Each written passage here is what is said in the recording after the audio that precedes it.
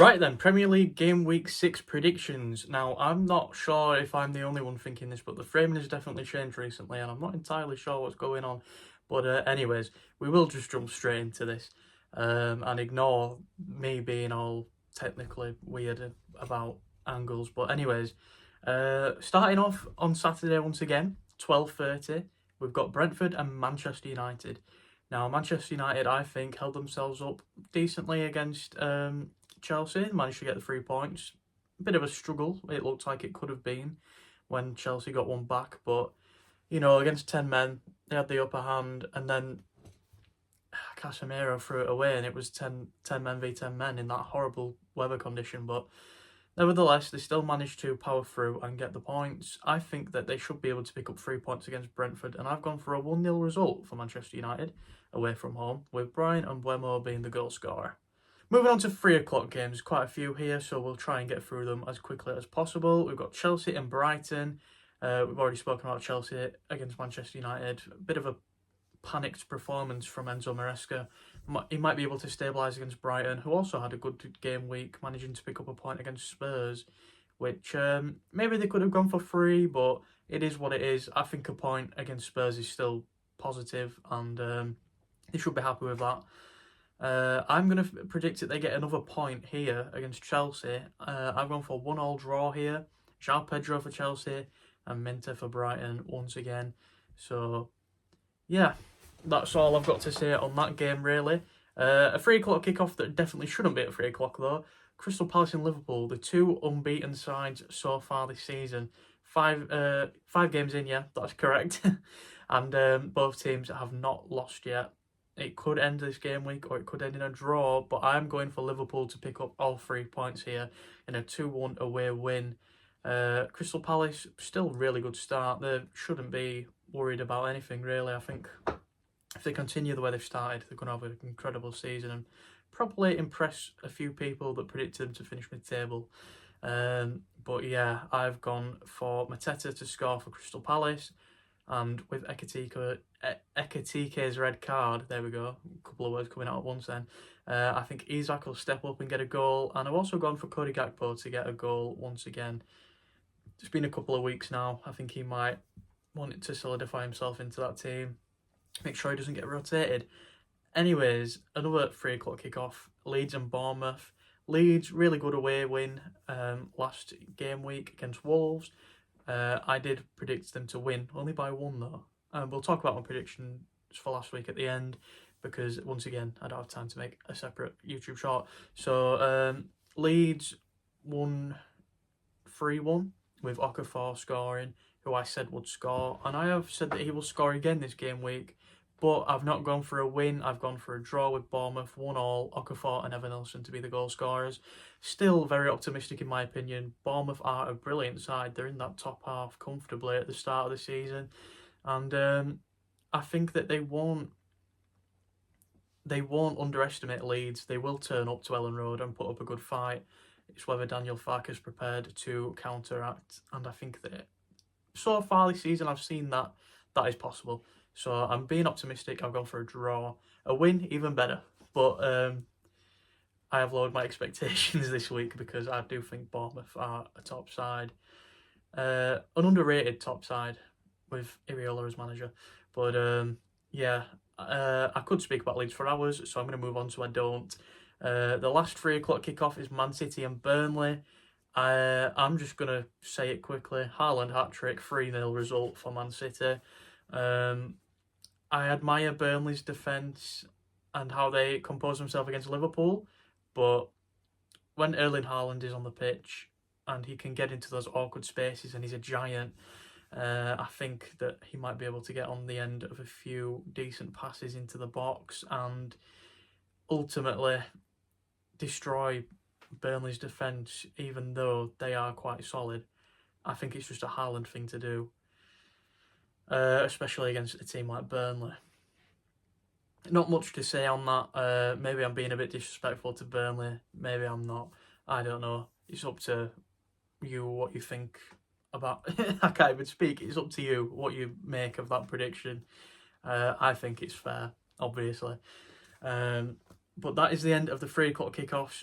Not too many this week compared to previous weeks, but still 4. Monday Night Football is this week, that's why there's one less, by the way, I think, anyways.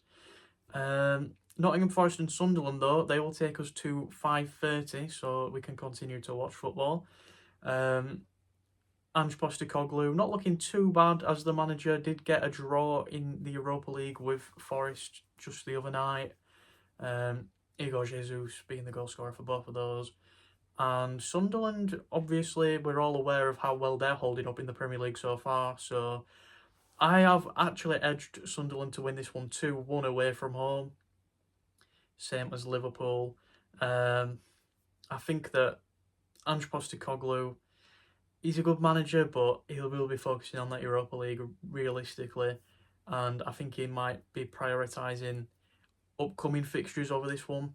And this is what I'm talking about with Iriola. He won't underestimate Leeds, whereas I think Postecoglou will underestimate Sunderland. And I've gone for Igor Jesus to score for Nottingham Forest. I think that he might overtake Chris Wood as starting striker. I think Postecoglou definitely looks like he's preferring him at the minute. And as for Sunderland, I've gone for Wilson Isidore and maybe a cheeky corner goal from their defender, Mukiele. Very good player. Solid centre-back, and yeah, all round he might be able to get a goal. I think that Postecoglou might not expect Sunderland to be attacking from a set piece, and that's when things happen, when you underestimate. So yeah, kind of maybe a bit unrealistic predicting him to score, but we can hope. If he's right, then I'm a genius. The last Saturday kickoff, though, is Tottenham and Wolves. Spurs obviously drew last game week, and they have lost to Bournemouth. Other than that, they've had a good start. Wolves, terrible start. They did pick up a win midweek in the cup, though, but I have gone for Spurs to demolish them 4-0 here. It would be a Spurs thing to lose, probably, but I'm keeping optimistic with Thomas Frank at the wheel. My 4 goal scorers are Brennan Johnson, Pedro Porro, Richarlison and Kudus. So hopefully 2 of them are right, if they can score 4 goals, that is. But yeah, I'm optimistic for Spurs this season. I think that they will show their true colours and pick up some decent results and probably surprise people with the finish in the table. I think they'll definitely be in a European competition next season. Moving on to Sunday now, we have Aston Villa and Fulham at 2 o'clock. The earlier kickoff of the day, obviously. Villa finally managed to score from open play against Sunderland and pick up a point in a 1-1 draw. I don't think they did anything else. Did they have a midweek game? I'm not sure. They might have done, actually. Let me just check this. No, they didn't. I'm correct.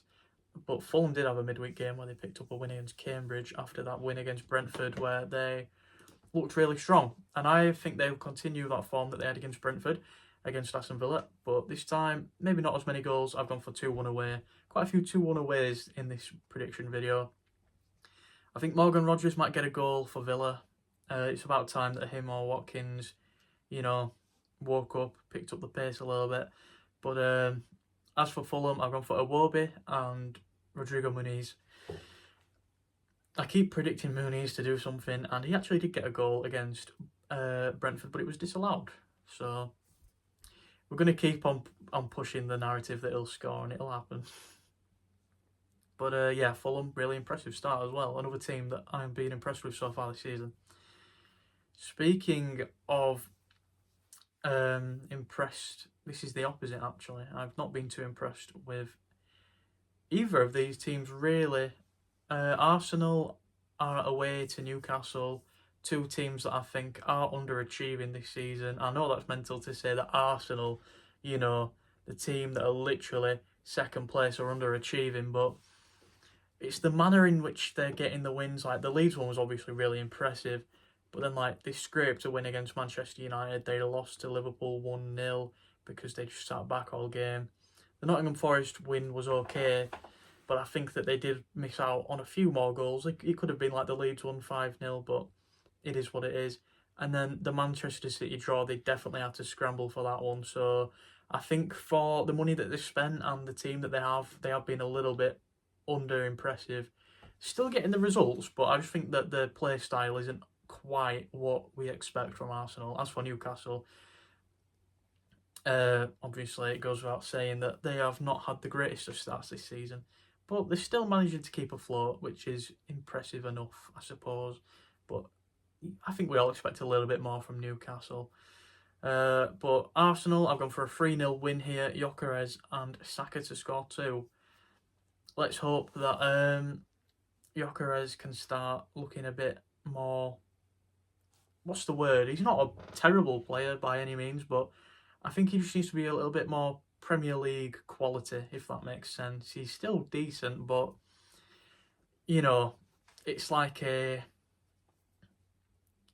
Strand Larsen sort of perform. Look, I think that basically what I'm trying to say is that it would be impressive for a smaller team, but when you go to a team like Arsenal, you need to step up a little bit more. Basically, I don't know why I worded it like that, but anyways, the last game, because I'm getting flustered now, I'm getting all confused with what I'm trying to say. But Monday night, 8 o'clock kickoff, Everton and West Ham. Everton, really good start. West Ham, not so much. I think that form will continue, and I've gone for a 2-0 Everton win with Beto and Kieran Dewsbury Hall to be the goal scorers. Probably an assist from Grealish or Ndiaye somewhere in there, but anyways, I don't do assists, I do goals. West Ham haven't scored too many. Jared Bowen managed to score last week, but if we just look at the table and see how many goals they actually have scored, they're in 19th with, where's the points? 3 points from a win against Forest. They've scored 5 goals and conceded 13, so it's not been the greatest of starts for West Ham. I think that there might be due a manager change soon. But I don't really know what else to say about them, really, other than they do need to step it up a little bit more. Like, at least Villa, they're not scoring, but they're barely conceding. They've conceded 5, and they have 3 draws and 2 losses, whereas West Ham have 4 losses and a win, with barely, well, with a few more goals scored, but barely any defence by the looks of the stats. But obviously can't base everything off stats, but it is quite poor that they have conceded 13 goals. When you look at like Leeds, have conceded 7, you've got Burnley conceded 8, and Sunderland have conceded 4. They're the promoted side, so you would expect an established Premier League side to be conceding a little bit less than 13. Same with Wolves as well, conceding 12, and Brentford with 10 as well. But that concludes that portion of the video. Let me just quickly go over what I predicted last week and if I was right about any of them, which I was. Starting off with Liverpool and Everton, I said 2-1. It was 2-1. I didn't get any goal scorers there though. Brighton and Tottenham, I said 3-1 to Tottenham. It was 2-2. No goal scorers in that game either. Burnley and Nottingham Forest, I predicted a 0-0 draw. It was a 1-1 draw, so we've got 4 points so far. Not too bad. West Ham and Crystal Palace, I hadn't actually wrote down the actual result, but I did get it right. I predicted 2-1 to Crystal Palace, and that's what it was. I predicted Bowen and Mateta to score, so not too bad. Wolves and Leeds, I said 1-0 to Leeds, with Okafor being a goal scorer. Okafor did score, but the result was 3-1, so that's another point. So that's what, 8 points. Manchester United and Chelsea, I said 3-0 to Chelsea. It was 2-1 to Manchester United. None of my goal scorers scored. Fulham and Brentford, I said 2-0. It was 3-1, but none of my goal scorers scored. That's still a point though, which takes us up to 9. Bournemouth and Newcastle, I said 1-1. It was 0-0. Takes up to 10. Obviously, no goal scorers because no one scored. Sunderland and Aston Villa, I said 0-0. It was 1-1. So if I'd have swapped those round, I'd have had a few more points. But oh well. I obviously didn't predict any goal scorers. But Arsenal and Man City, I said 1-0 to Arsenal. It was 1-1 in the end. And Madueke didn't score, so I didn't get a goal scorer. So that's what?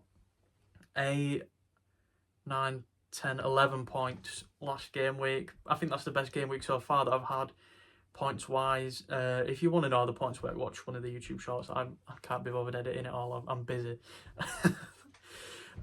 The time that I've got to make these videos has been cut drastically since getting a job, so you know Sorry for the half-assed effort at the minute, just whilst I'm getting used to balancing the both of them.